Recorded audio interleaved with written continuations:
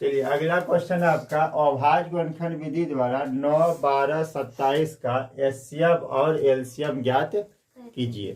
ठीक है, इसका भी वही करना है। तो 9 का अगर अभाज्य गुणनखंड करेंगे तो क्या आ जाएगा 3 गुना 3। तो इसको इस तरह भी लिख सकते हैं ना, 3 पे पावर 2 लिख सकते हैं। और 12 को क्या लिख सकते हैं 2 गुना 2 4 और 4 गुना 3 12 होता है। इसको अगर पावर में लिखे 2 को क्या लिखेंगे 2 पे पावर 2 और गुना 3। अगर 27 का लिखना चाहे तो 27 का क्या आ जाएगा 3 गुना 3 गुना 3। तो 3 पे पावर कितना हो जाएगा 3 होगा ना।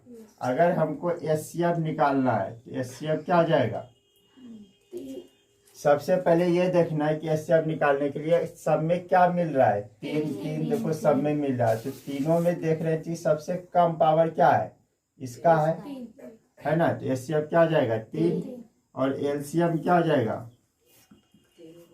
तो सबसे पहले ये देखो 3 मिल रहा है ना, तो एलसीएम में क्या देखते हैं कि जिसमें सबसे अधिक पावर है वो वाला लेते हैं। तो इसमें 3 पे पावर 2 है, इसमें 3 पे पावर कुछ नहीं, जिसका मतलब 1 है। इसमें 3 पे पावर कितना है 3। तो सबसे अधिक वाला क्या है 3 पे पावर 3 और 2 1 तो है तो 2 पे पावर क्या है 2। तो 2 पे पावर क्या लिखेंगे 2 और 3 पे पावर 3 का वैल्यू क्या होता है 27 और 2 पे पावर 2 का वैल्यू कितना होता है 4। तो 27 गुना 4 करेंगे कितना हो जाएगा 7 चौके 28 के 8 और 4 दूनी 8 और 2 10। तो 108 क्या हो जाएगा इसका राइट आंसर हो जाएगा। एलसीएम हो जाएगा और एचसीएफ क्या हो जाएगा 3 हो जाएगा। चलिए इसको लिखिए आप लोग।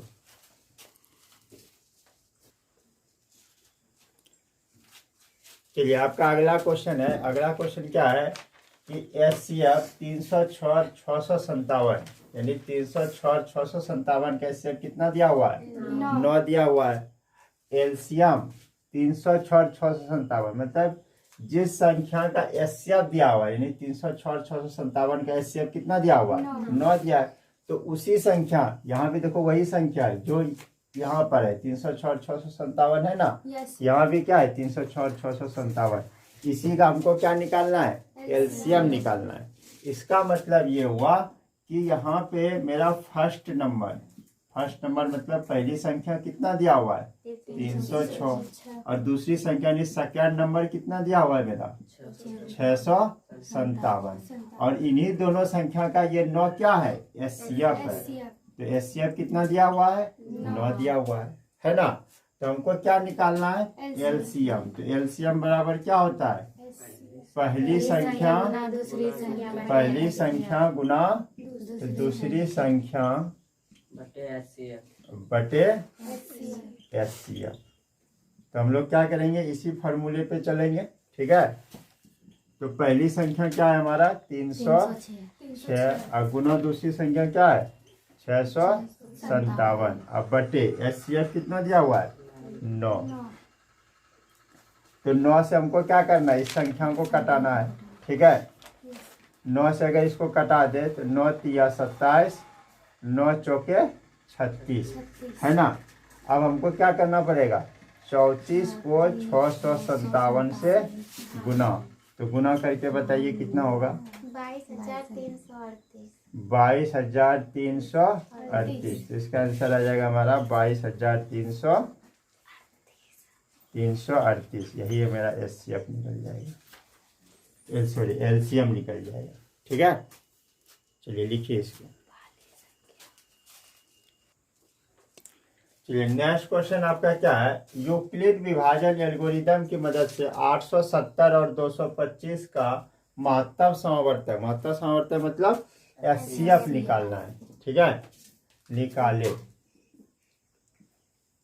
ठीक है, तो यहाँ पे क्या होता है कि भाज्य जो होता है वो भाज्य क्या होता है मेरा बड़ी संख्या होता है। जो भाज्य क्या हो गया 870 हो गया, भाजक क्या हो गया 225।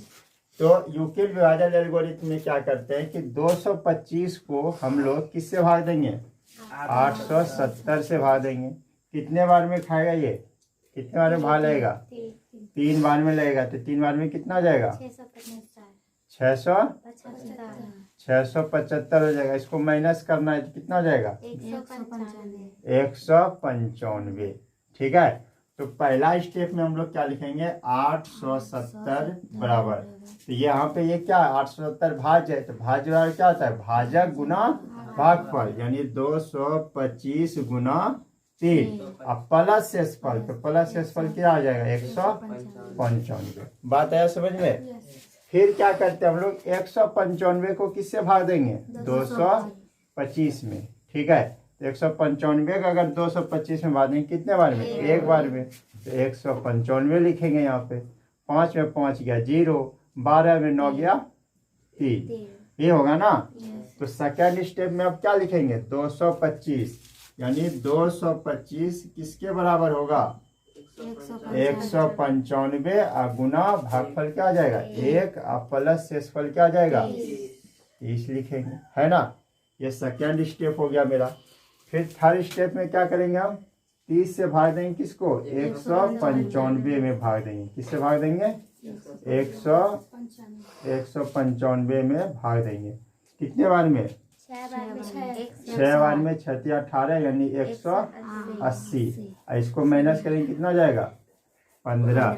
इसका मतलब ये हुआ कि 195 जो वो किसके बराबर होगा 30 गुना 6 और जो शेष क्या बचा मेरा 15, तो यहाँ 15 लिखेंगे, ठीक है। अब ये 15 को किससे भाग देंगे भाई 30 से, तो 15 दूनी 30, तो ये पूरा पूरा कट गया ना, कट गया इसका मतलब यहाँ पे क्या हो गया 30 में 30 गया 0। तो इसके बाद ये चौथा स्टेप में क्या जाएगा 30 जो है वो किसके बराबर होगा 15 गुना 2 अब प्लस शेष क्या हो गया 0। जब यहाँ शेष 0 आ जाए समझ लेना कि यूक्लिड विभाजन एल्गोरिथ्म का क्या हो गया स्टेप खत्म हो गया, ठीक है। अब जो ये एचसीएफ होता है तो ये वाला जो होता है ना ये वाला भाज्य, यही भाज्य क्या होता है हमारा एचसीएफ होता है। तो एचसीएफ बराबर क्या हो गया 15 हमारा आंसर हो गया। इतना बात समझ में आ गया। चलिए लिखिए इसको।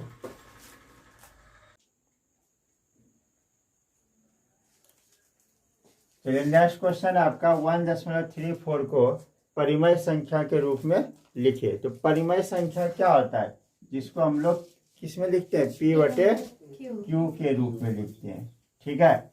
तो जैसे यहाँ पे क्या है 1.34 है ना, तो 1.34 को हम लोग कैसे लिखना है कि 1.34 अब बटे जब पॉइंट हटाएंगे तो पॉइंट का कितना अंक है 2 अंक है, तो 2 0 आ जाएगा, है ना।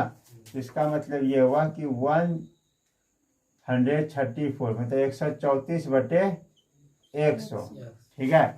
अब इसको 2 से कटाएंगे तो क्या आ जाएगा ये 50, ये 2 से कटाएंगे क्या आ जाएगा 2 छक्के 12 2 सत्ते 14। अब तो नहीं कटेगा तो क्या आ जाएगा 67/50 इसका क्या आ जाएगा आंसर हो जाएगा। ये क्या हो गया परिमेय संख्या हो गया। मतलब 1.34 को परिमेय संख्या के रूप में लिखेंगे तो क्या जाएगा 67/50, ठीक है।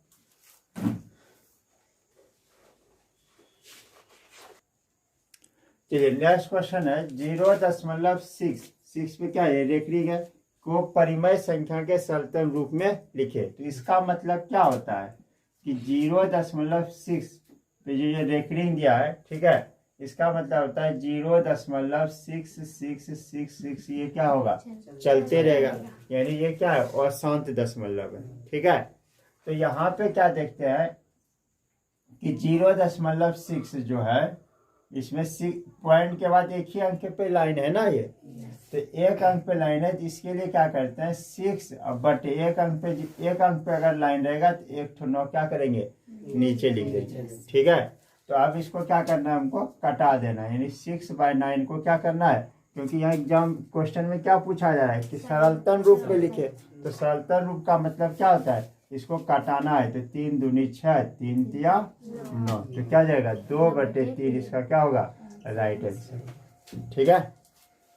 चलिए लिखिए आप लोग।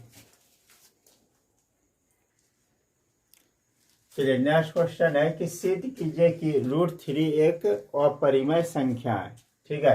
तो अभी क्या करेंगे √3 को हम लोग क्या मानेंगे परिमेय संख्या, ठीक है। तो सबसे पहले यहाँ लिखना है कि माना कि √3 एक परिमेय संख्या है। ठीक है, जब परिमेय संख्या इसको मानेंगे, ठीक है, तो √3 किसके बराबर होगा? P/Q के बराबर होगा। क्यों? क्योंकि जब भी परिमेय संख्या होता है वो किस रूप में होता है? P/Q के रूप में होता है। ठीक है, अब क्या करेंगे, दोनों तरफ वर्ग करने पर तो दोनों तरफ वर्ग करेंगे तो √3 का भी क्या हो जाएगा? होल स्क्वायर, और P/Q जो है उस पर भी क्या हो जाएगा? होल स्क्वायर हो जाएगा। ठीक है, तो क्या करेंगे हम इसको, अब √3 का स्क्वायर क्या आ जाएगा? 3, इधर क्या आ जाएगा? P², और इसको क्या लिख सकते हैं? Q² लिख सकते हैं ना। अब इसको अगर क्रॉस मल्टीप्लिकेशन करेंगे क्या आ जाएगा? 3Q² P², है ना। तो इसको अगर हम लोग ये भी तो लिख सकते हैं ना कि P² बराबर 3Q²। अगर P² और ये Q² फिर इधर लेते आते हैं, ये हो जाएगा, और ये 3 क्या होगा? यहाँ पे रहेगा। ठीक है, अब यहाँ पे आ जाते हैं। ठीक है,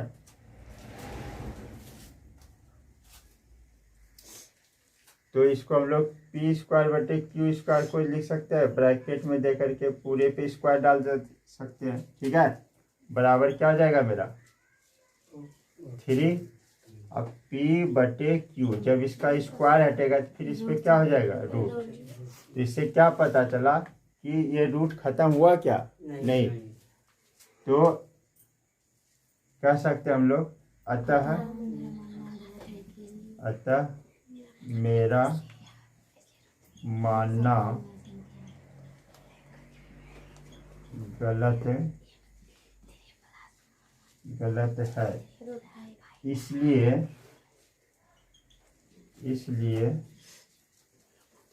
√3 एक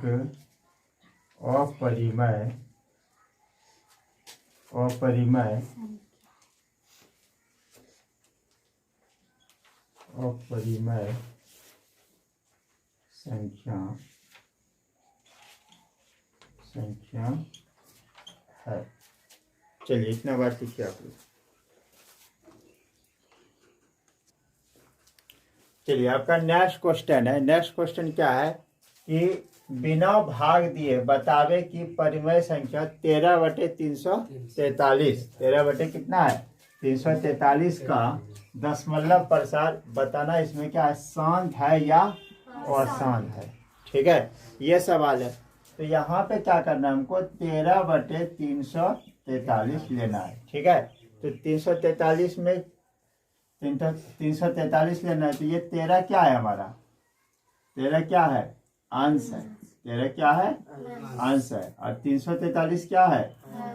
हर है। इतना बात सबको समझ में आ रहा है? तो जो भी परिमेय संख्या दिया रहेगा, उस परिमेय संख्या का जो भी हर रहेगा, ठीक है, उसका क्या करना है? अभाज्य गुणनखंड करना है।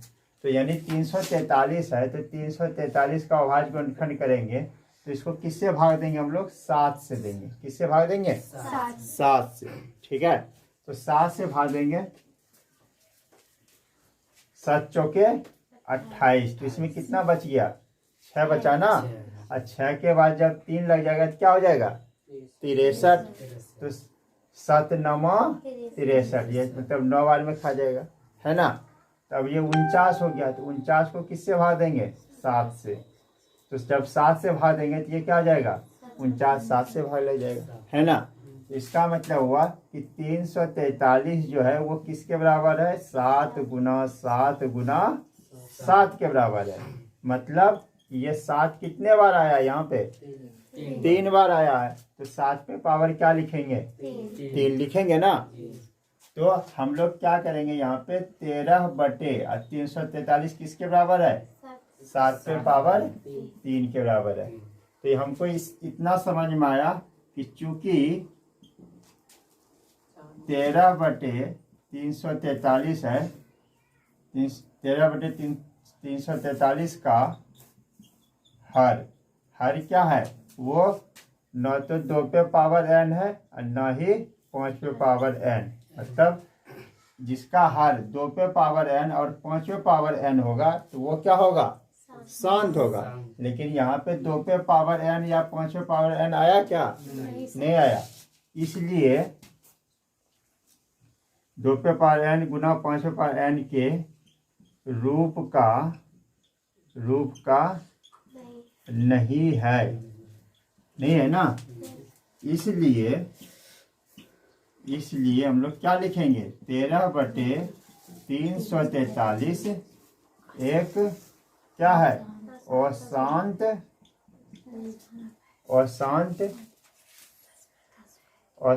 परिमेय संख्या है। नहीं, अशांत परिमेय संख्या लिखेंगे भाई, संख्या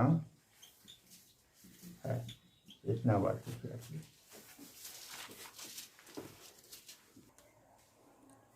यहाँ पे हम लोग परिमेय संख्या के बदले अशांत दशमलव प्रसार भी लिख सकते हैं। अशांत दशमलव प्रसार है, ये भी लिख सकते हैं। ये ज़्यादा सही रहेगा। ठीक है।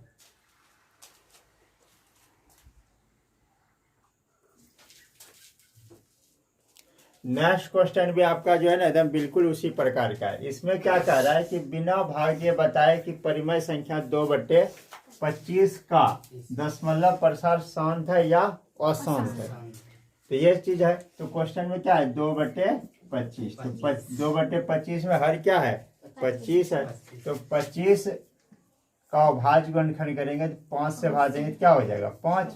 इसका मतलब ये हुआ कि 25 किसके बराबर है, 5 गुना 5 के बराबर है। तो 5 कितने बार आया यहाँ पे, 2 बार आया। तो 5 पे पावर क्या दे देंगे, 2। ठीक है। तो यानी 2/25 को क्या ले सकते हैं, 5 पे पावर 2। तो यहाँ पे हर क्या है, 5 पे पावर क्या है, 2 है। यानी ये हर यहाँ पे लिखना है हमको, हर 5 पे पावर n, 5 पे पावर क्या है, n के 5 पावर n के रूप का है। यहाँ n का मतलब कुछ भी हो सकता है। यहाँ पे 1 2 3 4 5 6 कुछ भी आ सकता है। ठीक है। n का मतलब कोई भी संख्या आ सकता है 5 पे, या 5 पे पावर कोई n आ जाए, या 2 पे पावर n आ जाए, है ना, या दोनों आ जाए। तो वो हमेशा कैसा दशमलव प्रसार होगा, शांत दशमलव प्रसार होगा। ठीक है। हर 5 पर n के रूप का है। इसलिए क्या लिखेंगे, इसलिए 2/25 एक शांत दशमलव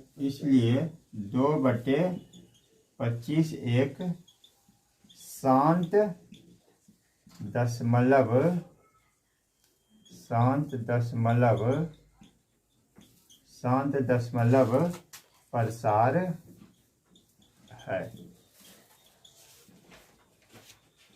चलिए लिखिए इतना बात। चलिए इस क्वेश्चन में क्या है कि निम्नलिखित में कौन सा दशमलव प्रसार परिमेय तथा अपरिमेय संख्या। तो यहाँ पे हम उदाहरण के लिए 3 को लिए। ठीक है, 3 क्वेश्चन लिए। ठीक है। तो यहाँ पे सबसे पहले पहला क्वेश्चन में क्या देखना है कि 43 पॉइंट क्या है, 1 2 3 4 5 6 7 8 टाइम। ठीक है। तो ये बताओ ये कैसा दशमलव प्रसार है, शांत है कि अशांत है, शांत है। तो ये चीज हमेशा याद रखना है कि जो शांत रहेगा ना वो क्या होगा, परिमेय संख्या होगा। वो क्या होगा, परिमेय संख्या होगा। ठीक है। अब ये क्या है, 0.120120012 फिर 00012 फिर 40, फिर ये डॉट डॉट डॉट डॉट मतलब क्या हुआ, ये चलते रहेगा, है ना। तो ये कैसा दशमलव प्रसार है, अशांत है, अशांत है। तो अशांत रहेगा तो ये कैसा संख्या होगा, अपरिमेय संख्या होगा। ये चीज याद रखना है, अपरिमेय संख्या होगा। फिर यहाँ पे क्या हो रहा है कि 43.1234567 है ना। इसमें क्या है 1 से लेकर 9 तक क्या है लाइन दिया हुआ है। इसका मतलब ये संख्या बार बार क्या होगा रिपीट होगा।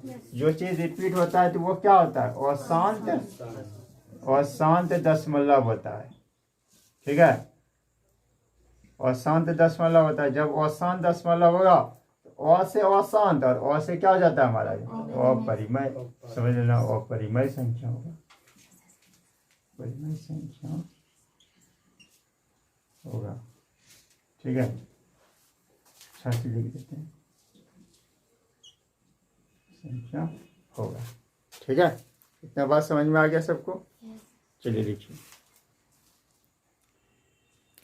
तो हमारा यह क्लास यहीं पे समाप्त होता है। तो इस क्लास में आपको क्या अच्छा लगा, क्या खराब लगा, ये कमेंट बॉक्स में अवश्य लिखिएगा। और हमारे YouTube चैनल अभय क्लासेस को आप लोग अधिक से अधिक लाइक शेयर और सब्सक्राइब अधिक से अधिक कीजिए, ताकि और सब बच्चे भी इस चैनल से लाभान्वित हो सके।